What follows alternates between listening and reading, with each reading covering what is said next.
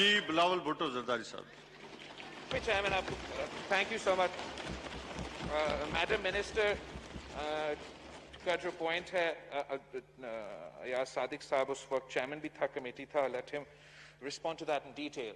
But the fact of the matter is, جناب speaker, کہ یہ وزیر اعظم آیا تھا اور کہتا رہا کہ میں کسی کو NRO نہیں دوں گا, میں کسی کو NRO نہیں دوں گا, میں کسی کو نو NRO کراس نہیں ٹاک جی, دوں گا. تحمل سے سنیں. اور جتنے NRO وزیر اعظم عمران خان نے دیا ہے, پاکستان کی تاریخ میں کسی بھی آمر یا کسی بھی وزیر اعظم نے اتنے NRO نہیں دیے ہیں. یہ جو سب سے لیٹسٹ NRO ہے, جو کلبھوشن یادو کے لیے NRO ہے, یہ آرڈیننس کے طور پہ, جو میرا پوائنٹ آف آرڈر تھا, پروملگیٹ کیا گیا 20 مئی کو اور گزٹ میں 29 مئی میں چھاپا گیا. آپ کا رولز, آپ کا لا یہ کہتا ہے کہ اگر ہاؤس سٹنگ میں ہے تو آپ کو as soon as possible ordinance کو ہاؤس میں پیش کرنا چاہیے. نیشنل اسمبلی آف پاکستان مل رہا تھا مسلسل جون میں, سینٹ آف پاکستان مل رہا تھا مسلسل جون میں. انہوں نے کسی کو نہیں بتایا, انہوں نے نہ پاکستان کے عوام کو بتایا, نہ سیاسی جماعتوں سے انگیج کیا کہ ہم اتنا بڑا کام کرنے جا رہے ہیں, ہمیں تو سمجھاتے کہ یہ کیا کر رہے ہیں, ہمیں بھی نہیں سمجھائیں. اس ہاؤس کو اعتماد میں نہیں لیا گیا, اس ہاؤس کے ممبران کو اعتماد میں نہیں لیا گیا. جب یہ بات پھر سینٹ میں اٹھا, جب یہ بات میں نے خود پریس کانفرنس میں کیا اور پوچھا کہ آپ کیوں کلبھوشن یادو کو ریلیف دے رہے ہیں, تو پھر انہوں نے آج ہمارے سامنے یہ آرڈیننس لے کیا ہے. شرین مزاری صاحبہ کی جو آرگیومنٹ ہے کہ ہم نے تو آئی سی جے انٹرنیشنل کورٹ کا جورسڈکشن ہی نہیں ماننا تھا, چلے اگر آپ کا وہ موقف تھا اس سے کیا تعلق ہے؟ اچھا میرا موقف ہو, ویری گڈ, لیکن اگر آپ جورسڈکشن انٹرنیشنل کورٹس کا نہیں مان رہے, اس کا یہ نہیں مطلب کہ آپ پاکستان کے قانون سے اس کو NRO دے دیں. ایک انڈین سپائی کو ایک تو ان کا بات میرے سمجھ نہیں آتا. بھارت کا جو وہ انڈین ایئر فورس کا پائلٹ ہم پہ حملہ کر کے جو ادھر گرا تھا, اس کو بھی ایک چائے پلا کے جلدی واپس بھیج جاتے ہیں. اور اب جب کلبھوشن یادو مانتا ہے کہ میں پاکستان میں جاسوسی کرتا تھا, میں پاکستان میں دہشت گردی کرتا تھا, تو پھر عمران خان کا طریق انصاف کا جواب کیا ہے کہ کلبھوشن یادو کو NRO دینا چاہیے. جناب اسپیکر, یہ تو کہانی یہاں نہیں رکتا. یہ نہ صرف کلبھوشن یادو کو NRO دینے کی کوشش کر رہے ہیں, انہوں نے تو احسن اللہ احسان کو تو NRO دے دیا ہے, اس کو آزاد کروا دیا ہے. میں نے اس اسمبلی میں کوشچن ڈالا تھا, آج تک وہ کوشچن اس ہاؤس کا ایجنڈا میں نہیں آیا ہے. جس دن احسن اللہ احسان کو قید سے رہا کیا گیا, میں نے کوشچن اس ہاؤس میں ڈالا تھا اور آج تک اس کا جواب نہیں آیا کہ کیا احسن اللہ احسان کس کے قید میں تھا, کیسے آزاد ہوا, یہ کیا کوشش کر رہے ہیں ان کو پھر سے گرفتار کرنے کے لیے. آج بھی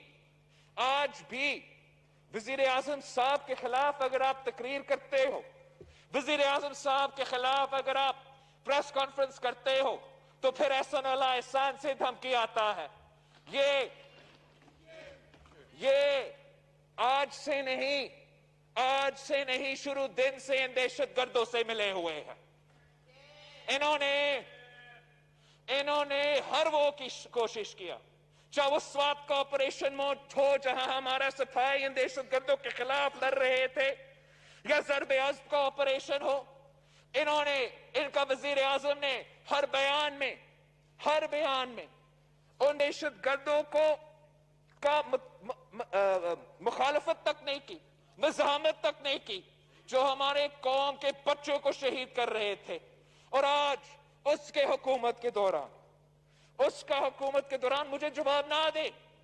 एहसानुल्लाह एहसान और उसका ऑर्गेनाइजेशन ने जो मेरे जमात के साथ किया, मेरे जमात के कारकुनों के साथ किया है, वो इस कौम की तारीख में लिखा हुआ है।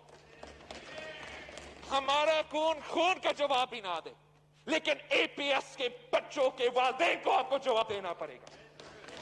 एपीएस के बच्चों के वालिदैन को आपको जवाब देना पड़ेगा कि आपके हुकूमत के दौरान पाकिस्तान का सबसे बड़ा दहशतगर्द कैसे बाहर निकला और आपका सियासी काम कैसे कर रहा है। इसका जवाब इस हुकूमत को देना पड़ेगा कि कुलभूषण यादव का बात आता है तो उनको भी एनआरओ देने पड़ता है, एहसानुल्लाह एहसान का बात आता है तो उनको भी वो एनआरओ दे रहे हैं। वो कितने एनआरओ देंगे जनाब स्पीकर? वो पाकिस्तान को रिप्रेजेंट कर रहे हैं। अगर मैं जी सर, जहांगीर तरीन को भी एनआरओ मिला है, पीआरटी मंसूबा को भी एनआरओ मिला है, मालम जब्बा पे भी एनआरओ है, बिलियन ट्री सुनामी पे भी एनआरओ है, चीनी चोरी पे एनआरओ, आटा चोरी पे एनआरओ, तेल की चोरी पे एनआरओ। आज तो अब तो जनाब स्पीकर इस पे सुप्रीम कोर्ट ऑफ पाकिस्तान ने भी अच्छा आ गया है कुलभूषण यादव का दिफा करना। जनाब speaker, supreme court of Pakistan ने इनका हुकूमत का नाब का गठजोड़ पे फैसला सुना दिया है। अगर आपका इजाजत हो,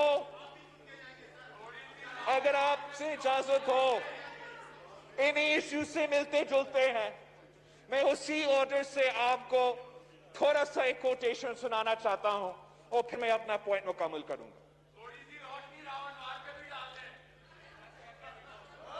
नो क्रॉस टॉक जी, नो क्रॉस टॉक जी। जनाब speaker, supreme court of Pakistan ने अपने ऑर्डर में कहा है कि नैब इस्तेमाल किया जाता है पॉलिटिकल इंजीनियरिंग के लिए और इस पॉलिटिकल इंजीनियरिंग की वजह से सिलेक्टेड पिग्मीज को इख्तियार दिया जाता है और वो सिलेक्टेड पिग्मीज को प्रमोट करके असल सियासी क़यादत को, असल सियासी कारकुन को कैद में रखते हैं। ये जो सुप्रीम कोर्ट की तरफ से नैब के बारे में, इस सिलेक्टेड हुकूमत के बारे में, इस सिलेक्टर्स के बारे में एक बहुत तफसीली फैसला आया है, 87 पेजेस का फैसला आया है। इसके बाद इनका एहतसाब का नाम लेने से इनका कोई, they can't talk about corruption, they can't talk about accountability। इनका पूरा का पूरा अदारा, नैब का अदारा अब गैर आईनी बन चुका है। अब सुप्रीम कोर्ट के फैसले के बाद हुकूमत को अपोजिशन के साथ मिलना चाहिए, काम करना चाहिए ताकि हम एक नया एहतसाब के अदारा खड़ा कर दें, एक नया एहतसाब के अदारा खड़ा कर दे जो हुकूमत का भी एहतसाब करे, जो अपोजिशन का भी एहतसाब करे, जिसके सामने हर पाकिस्तानी के लिए एक ही कानून हो, जिसको ये पूरा इख्तियार हो कि अगर वो किसी सियासतदान को, किसी पार्लियामेंटेरियन को इन्वेस्टिगेट करना चाहिए, इन्वेस्टिगेट करे, लेकिन अगर उनको किसी जज को या किसी जनरल को इन्वेस्टिगेट करना चाहिए तो वो भी उनके पास इख्तियार हो। एक इदारा हो सारे पाकिस्तान के लिए, एक अदारा हो सारे पाकिस्तानी के लिए। जब सबके लिए एक कानून होगा तो फिर हम आखिर एक फाइनल टाइम के लिए ये करप्शन का जो इश्यू है इसको खत्म कर सकते हैं। जनाब स्पीकर, आपका एजेंडा पे ये एनआरओ है कुलभूषण यादव के लिए। ऑपोजिशन की ज़मीर ये इजाजत नहीं देता कि हम इस हाउस के सेशन को चलने दें, हम आपको इस ऑर्डिनेंस को पास करने दें, विच इज वाई मैं आपका क्वारम पॉइंट आउट कर रहा हूं। थैंक यू जनाब स्पीकर।